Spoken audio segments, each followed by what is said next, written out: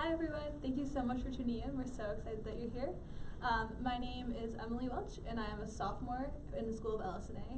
I am studying economics and environmental science, and I'm from Livonia, Michigan, which is about 40 minutes away from here. Fun fact about me is that I play the viola. Hi guys, my name is Alex Johnson. I'm a junior in LS&A studying communications with minors in political science and social work. I'm from around Salt Lake City, Utah, so a little bit a ways. And a fun fact about me is that I've been involved in student government here on campus all 3 years. And my name's Tim McKay. I'm a professor of physics, astronomy, and education, and the associate dean for undergraduate education here in the College of LS&A. I've been working here since 1995. And a fun fact about me is that I regularly perform in Broadway musicals here in our town. And a couple of years ago, I got to perform in the musical of Shrek, in which I played Lord Farquaad. So I had to do the whole thing on my knees. That's awesome. We just want to remind you guys that any point during this live stream, you can type your questions into the chat, and we will try and answer as many of them as we can possibly get to. In the meantime, we were going to talk about our favorite spots on campus. Mine personally is the Dana Natural Resource Building. So it's basically the building where both the environmental students that are undergrad and graduate students are housed. And in it, it's super cool because there's this one space that has like a glass roof. It's like a sun study room almost, and we sit there in the sun, and it feels beautiful because it feels a little bit warmer than it does outside sometimes. And it's just a really good place to study and a good place to meet a lot of the people who are in the department. So I really enjoy it. It's a good spot. Personally, I'm someone who needs a very quiet space to work in to get a lot of my work done. So I do most of my studying in the reference room in Hatcher. A little bit not as intimidating as law, still very pretty, and much closer to my house also. So. Right.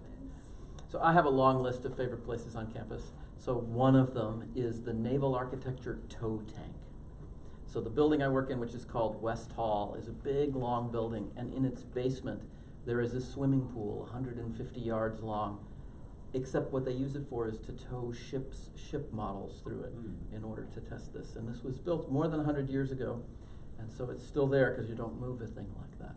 Anyway, so the Naval Architecture Tow Tank is one of my favorite places. That's cool. I've never seen it. I I would would love have to. never You done should it. definitely stop into West Hall and go down onto the first floor. Check it out. It's really super cool. So we have our first question. The question is it okay to be undeclared when you come into college? So what do you think about it, students? Yeah, I mean, I came in with a general idea of what I wanted to study, but that's changed so many times since I've been here. I've been very fortunate that like what I thought I wanted to major in is what I've followed through with, but I've discovered a lot of minors that I didn't know about until last year during my sophomore year, which I feel like has been probably like the more impactful part of my study. So I think definitely keeping an open mind is like never a bad thing to have when you're coming into college, trying to pick a major. Definitely. I totally agree with that. And I also came to college and I was super pre-law. I thought I was going to be an environmental lawyer. And I realized that the part I liked the best of political science was the economics aspect. So that's kind of why I'm majoring in economics too. But I think that the reason I was able to discover that is I ended up taking classes because LSA allows you to take this breadth of courses, all different types of classes, and in those classes I learned what I liked and what I didn't like, and it's kind of helped me to shape where I am now, and I'm still learning, so I might change it a little bit more in the future even. Yeah, I mean, this is great to hear because it is what we've tried to design the College of LS&A to do for students. We not only don't require you to declare a major when you come in, we basically forbid you from declaring a major when you come in because we really want you to explore for a significant period of time before you start to settle on what you're going to do. And we're a college that's so large that you can explore everything there is to explore. There's nothing that you can't find here in the College of LS&A. Some of you who might be thinking about going to college next year may be talking to universities where they do want you to declare a major at the beginning. And I'll tell you, even at those campuses, almost everyone changes. So that's part of why we recognize that it's not necessary to know what you want to major in. In fact, it might not even be the right way to think about it. Yeah. I work at an office in LSA, the LSA Opportunity Hub, which is to help students like figure out how to talk about their liberal arts education while they're still in school and recognize the value of a liberal arts education. But I was just writing an article about why it's good to keep an open mind when you're going through college, like in a general sense, but also very specifically like looking at majors and minors, and like coursework and stuff, because I feel like I've pulled a lot from courses that maybe don't directly tie into like what the communications department offers. But I think what's really great about liberal arts is that you can pull something from every class and like get value from no matter what you're taking. Yeah. I've actually had the opportunity to use some of the services that the LSA Hub provides, and not only that, but also other services on campus. And it's cool because you really have the support of professional staff here and professors, and like even some of your friends can help you figure some stuff out. But it's really everyone's working to help you figure out what you want to do instead of like trying to force you to assign a major right away, which is very cool.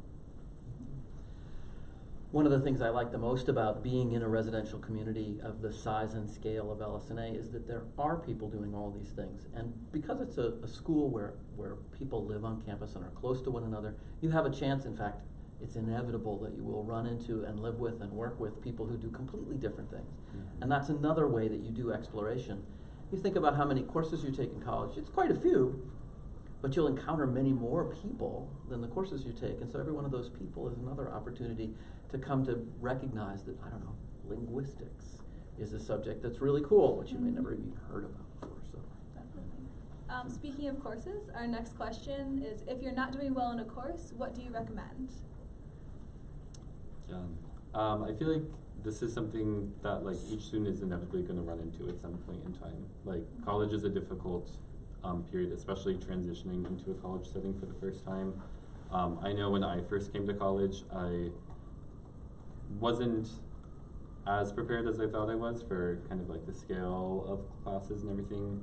But what I think is great about Michigan is that there are so many opportunities to get help with your courses, especially if you feel like you're just not getting the material or you didn't do as well on a test or an assignment as you wanted. In my experience, all of my professors have always been very open to meeting with me, and like our grad students have always been very open to meeting with students, not only to like discuss how to do better, but to like actually build strategies on how to like excel in the course, which I find really helpful. Yeah, I totally agree. The professors are always open. Like just this morning, my Spanish professor met me outside of her normal office hours just because I had a question about an exam we have in a couple weeks. So that was really nice of her. We also have some cool resource centers. There's ones for pretty much every different type of subject, but one that I personally use a lot, I'm in calculus right now, and so I use the math lab. And it's really helpful because sometimes when you have so much math homework and like it feels like you're trying to learn too much stuff, it's nice to like sit with someone and actually talk through it, because that extra help really has helped me on a lot of my exams. So I'm grateful for opportunities like that too. I think it's one of the things that students at a place like Michigan really need to learn to do is to find the kind of help that you need. We're going to ask students here at Michigan to reach beyond where they've been before in terms of their academic abilities. And that means you're going to have to learn how to do things differently and more effectively maybe than you did in high school. So we really want to work with every student not just to learn things, but to learn how to be a learner, a person who can really effectively, efficiently learn the new subjects. And so that's why we provide all of these services to students to help you become a better and stronger student. It's a real pleasure to watch that happen, because students arrive first on campus with a set of skills that have worked well for them in their high school environment, but might not be the ones we want in college. And then you watch that growth of each individual. I'm sure you feel it yourselves. Sure. You know, the difference between when you were in your first semester here and now. It's really big. So. Yeah, I think building off of that and off of what you said earlier, there about like having so many students with a lot of different backgrounds and majors and everything all being together on campus. There's so much knowledge that like is exchanged from student to student, and so setting up a study group in a course or you know, working with people in your class to like study for a test or get to know the knowledge better can work really well for some people. And I think in my case, when I was taking a math course, like you have to work with students in a lot of these classes, and it's a great way to like learn outside of the classroom. So I just want to note for those of you who are watching that if you don't see the chat bar on the side of this video, you should just refresh your browser and it should come up for you right there. Yeah. And with that, we can move on to our next question, which is, what else do you do when you're not in class? question. So maybe one thing I'll say just at the beginning is that students on our campus take somewhere between 12 and 18 credit hours a semester, which means that you might be in class anywhere from sort of 15 to maybe 20 hours a week. Mhm. So there's a lot of time outside of class, and I think high school students don't always recognize how much freedom of schedule there will be when they get to college. Mhm. So you can talk now about what you do when you're not in class. Yeah. Yeah, I think two things that have really impacted my time in college is one, I'm a student employee, so I work both for LSNA and for the athletic department as a tutor. And then I've been heavily involved in my student organizations, also holding leadership positions in both of those orgs. And with that, I feel like I've pulled a lot of skills from both of those positions that have like really translated into like some more real life skills and like experiences, whether it's like internships or even like when I get to talk with alumni and having these experiences to talk about. Obviously classes are important, but extracurriculars and stuff outside of class are just as important in a college setting, I feel like. Definitely. And I also am a student employee. I work both for LSNA and then the learning communities on campus. And that fills a lot of time, and it's cool because when I feel myself going to interviews, I actually end up talking about that experience a lot. But I also am really involved with some clubs on campus. One of them is Alternative Spring Break, and I'm actually leaving on Saturday for that. So we get to use our spring break to go and do service somewhere else in the country. I think what's really cool is that there are so many clubs at this university, so you will find some way to fill that time, I promise, because there's literally a club for everything, and if you don't find a club for something you want, it's really easy to create a club, and people do that all the time too. So I would say that most students keep pretty busy outside of class as well. Oh yeah, it's very much true. And one other thing I would like to emphasize is that time outside of class is also about being well. It's about taking care of yourself in all the different ways that you ought to do that. We spend a lot of time as faculty members encouraging students, for example, to sleep regularly. It doesn't always work, but we do really want everyone who's here on campus, faculty, staff, students, to be thinking about their wellness. And so for me, what I do when I'm not working is I spend a little bit of time every day exercising, and I also spend a little bit of time every day reading. It's really powerful for me to just be able to sit for half an hour and read. So something different every single day, but always with some of that time set aside. So thinking about not just the way you can engage furiously with everything that's on campus, but also how you can make sure that you're really happy and well. Definitely. That's something we want to see everybody do. I came to college and I realized that something I need to like keep myself happy and healthy is to spend a little bit of time outside every day. Exactly. So I try and do that for a little bit, although sometimes in the cold it's kind of hard. But Yeah. That's great. Our next question is from Nicole. Thank you for your question. How much freedom do students get when choosing classes? So what's really cool about LSNA is we have classes that are through distribution, so you're required to take a certain amount of courses in different types of subjects. And so you really can take any courses for any of those. You can also take really any courses that you want, especially in that first semester freshman year. And what I did is I kind of just covered some of my requirements and also took some classes I was interested in, and I think that's one of the best decisions I made in college. There are some prereqs for certain majors that you will have to take, and your major will require certain classes, but other than that, you do really have a lot of freedom. Yeah, building off that, in my experience, like I was definitely someone who got their prereqs done, like tried to get it done as quickly as possible, because I knew when I was like researching kind of what I maybe wanted to major in, that there were some really interesting higher level courses I wanted to take, and that there is so much freedom in my minor, which is like through the School of Social Work, but a lot of LSA students do it.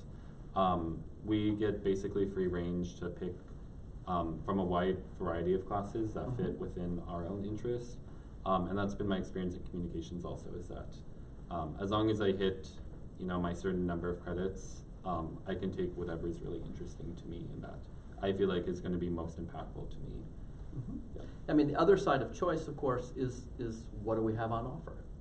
And the College of LSNA offers about 4,200 different classes every semester, which is an astonishing number, right? Yeah. So the ability to study pretty much any subject that you come across and to study that with a faculty member who is actually a world expert in that subject is what we have on offer. And it's why being here in the College of LS&A can be such a powerful experience.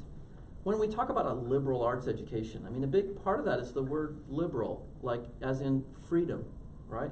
And that freedom is built right into the structure of an LS&A degree. It has 4 big parts. One of those parts is the kind of distribution that you talked about. We want every student to study broadly, and so we push you to do that. The second part is a set of skills requirements that are around things like foreign language and quantitative reasoning. The third part is an academic major. So about a quarter of all the credits you'll take are really part of your major. And the fourth part are electives, about which there are no rules at all, right? It's also worth noting that students in LS&A can take courses outside of LS&A from the other 18 other schools and colleges that are here at Michigan, and you can take as many as 20% of your classes in other schools and colleges and still get your degree from LS&A. So lots of choice. That's certainly the case. Yeah, choice is big. Yeah. What about favorite classes? So you have many still to come, but you have taken some classes. Is there one you would point out that was a good surprise for you? My favorite one ever was an environmental seminar I took the first semester of my freshman year. And it was one of our first year seminars, so it was only 18 people in the classroom, and I really got to know all the people in it. And that kind of made the bigger campus feel small right at first. And it was so cool because we talked about sustainability and then how it relates on campus too. And the professor was so fun and so outgoing that he ended up taking us to the Arb, and his wife taught us how to do bird watching for one of our classes. So that was really cool. I was fortunate, I also got to take a first year seminar, very small class focused on like media and identity. And I loved it so much that I took this professor's upper level 300 level class about like media and building identity, specifically like racial identity. And there was not a single class that I felt bored in. And it was a larger class, it was maybe 75 or 100 students. But every single reading and discussion felt very engaging. I never felt overwhelmed in the course, and I feel like I was able to pull a lot out of it. Which was great to follow that professor from a first year seminar up to, in my major. Right, that's really wonderful. So it's great that you bring up first year seminars. I mean, one of the realities of being a giant university like the University of Michigan is that you will encounter classes of very different sizes during your experience on campus. The reason for that is simple. We have a lot of people who need to learn something like introductory statistics, so we will teach a large introductory statistics class. What it means for you as a student is you get to take the course with, I don't know, a small town's worth of people, kind of, right? And that can be good, but at the same time, well over half of the courses that students will take as undergraduates in LS&A are smaller than 20 students. So you have both experiences. You will take certainly some very large classes, and there's kind of some neat opportunities associated with that, but at the same time, you also will have the chance to take lots of small classes, and the mix of those things can be really important. I think it's important to talk about how this campus is really big, but there are a lot of ways that it's small, kind of like the first year seminars. One of the ways that I made it really small is I joined a Michigan Learning Community. So I'm a part of the Community Scholars Program. I'm in my second year of it now. I'm a peer advisor for some of the first years that are here right now. And I think that when I talk about my UM experiences, it definitely is very learning community focused, because it gave me this really small group of people that supported me all through my freshman year, and it also gave me really cool opportunities. So the Michigan Community Scholars Program in particular is a service learning organization, so we do community service and then dialogues about important topics. And not only have I made a lot of my friends through it, but I ended up meeting professors through it and getting opportunities like this, and I would highly recommend a learning community to anyone, because it really makes this big campus really small. Yeah, I was in the honors program, which is located just across the street from your learning community. And I also found that it was a really great way for me to meet people, which like honors is just a lot of different backgrounds and a lot of different interests. I remember on my hall, like I came in, my roommate was thinking about engineering, the person down the hall was taking Calc 4 their first semester, the person across the hall was really interested in like running for office on campus, and so having all of these like come together into like one student kind of learning center, and then getting able to take being able to take courses with all of my peers too, my honors courses, was a really great way to like solidify myself into the campus community. And like you said, it made it feel much more manageable for being a large school. Mm-hmm. I mean, I think a thing to keep in mind is that everything that you ever do in your life that is small is actually embedded in much bigger things, Mm-hmm. whatever it is. I mean, even if you come from a very small town, that very small town is a part of bigger things. It's part of a state, it's part of a nation. Mm-hmm. And so what happens here on this campus is, yes, there is this giant whole, but we don't come together as a whole all that often. Most of the time we come together in smaller groups, interested in different ways and interacting in different ways. So there are hundreds and hundreds of these smaller groups on campus. There's space for absolutely everyone to be part of that. It looks like our next question is, what is the process for choosing your major? There are so many. I don't feel like there's. I don't feel like It's there's not a process. There's Yeah. not a clear Not a shot process. in any sort of. Yeah, it's very individualized. I Mhm. feel like you could come in and take an intro course on a major you think you're really interested in, and it might not be the right fit. You could accidentally, learn about something in a class, and it really sparks an Absolutely. interest, and that gets you to discover further. What I think is really great is that many of the majors and departments on campus offer advising hours where you can talk with Mhm. faculty or professional staff within these departments.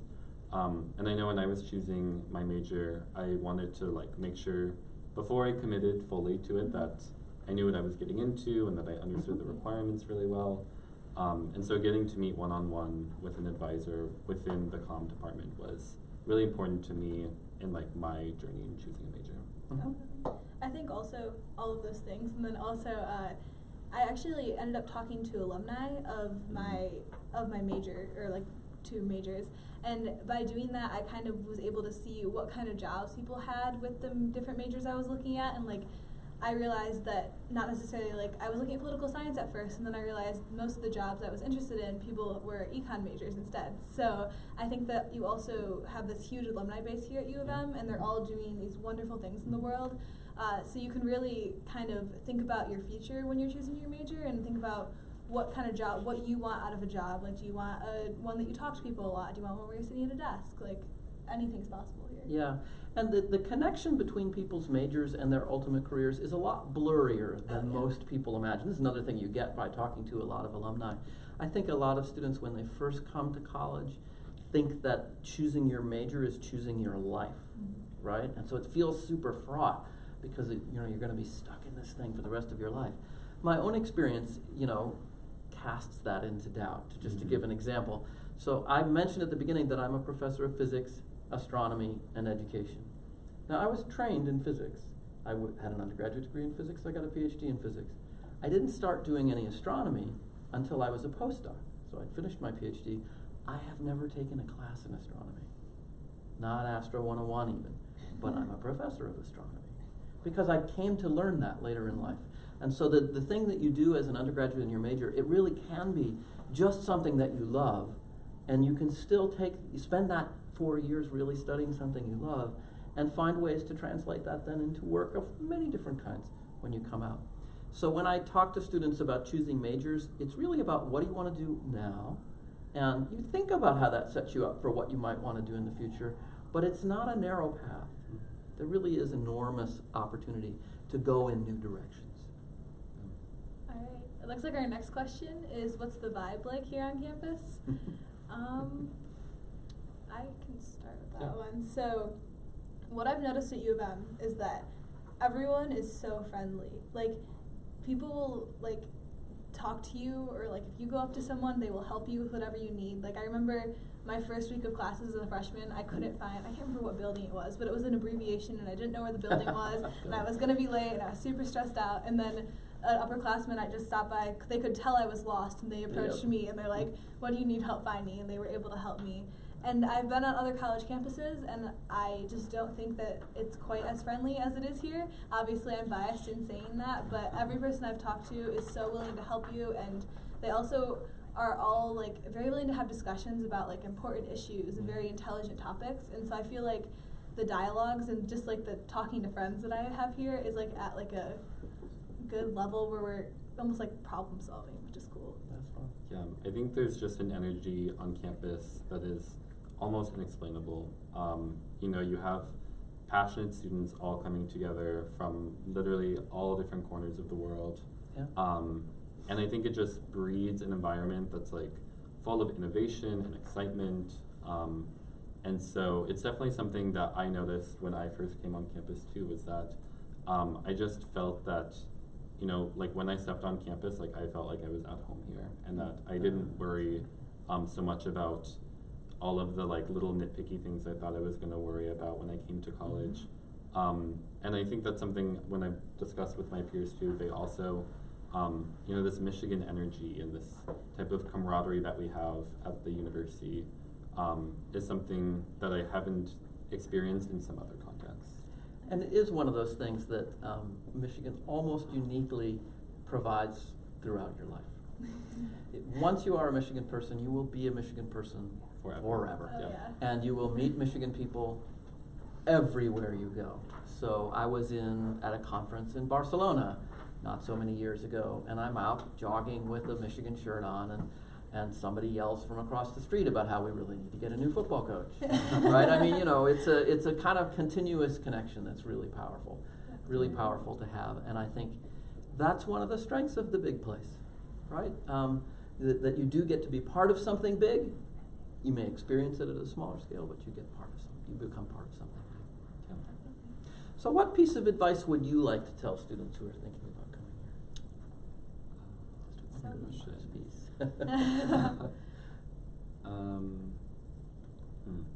I think for students who, I think this is more so once you get onto a college campus, whether it's Michigan or somewhere else, but there is never a wrong time to take full advantage of all the resources. I feel like, especially working in a student office or office that works with students a lot, to provide resources for internships and alumni connections and opportunities on and off campus. There's a lot of students who come in feeling like they've somehow missed the mark, or that they didn't come in soon enough, or that like if they don't come in within their first week of the semester, like somehow all these opportunities are going to be gone. And I think really like there's never a bad time to use resources on campus, both like your teachers and your peers, the student life offices, and there's just so much here that like you're never going to be surrounded by this much help, probably maybe ever again, with so many different departments wanting to help you succeed, that there's like I would just use it as much as I could. That's great. I think my piece of advice, which is kind of cliche, is to not be afraid to try something new. I feel like you come to college and you are probably at the point of your life surrounded by the most people that have something in common with you than you ever will be in the rest of your life. And so I'd highly recommend leaving your door open when you come into the dorms, like going to a club meeting that you might not know anything about the club or you might not have experience in just because it sounds interesting. Signing up for that class that may not require that requirement that you need in 3 years, but might spark something new, or just even being willing to talk to people that you might not have been around in your life at home. I just think that U of M is this really cool and diverse place with all of these opportunities, and if you open yourself up to them, then you can really experience something cool. Yeah, I would just want to second this idea about speaking to people, right? You know, on this campus, I hear about or get a hint that about all these fascinating people who work here, and I have yet to have a case where when I get in touch with them and say, you know, could we get a cup of coffee and go talk about what it is you do, they always say yes. Yeah. And that's part of the campus culture, I think. It's not true everywhere that would happen, but there's this great openness to interdisciplinarity, to connecting across lines that are not normal on this campus that I find really super valuable. So. So before we sign off, we just wanted to go over some of the deadlines that we have. So the financial aid deadline is on March 31st.